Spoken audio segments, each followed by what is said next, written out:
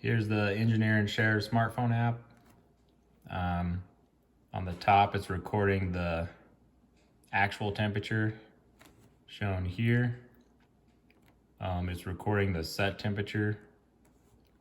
So if I change the set temperature here to 111, that just changed to 111. Next, it's recording the timer. If I change the hours from 0 to 1, it just changed from 0 to 1.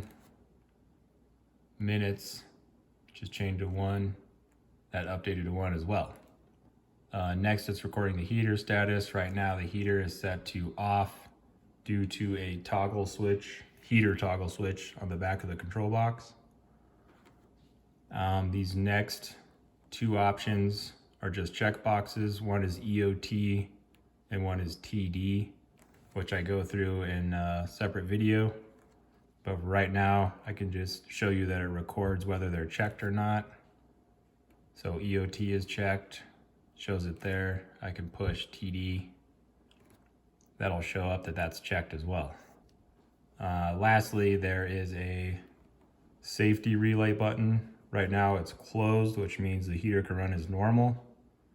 And if I push it, it says open, which remotely shuts off the heater if that's what you want to do from the app.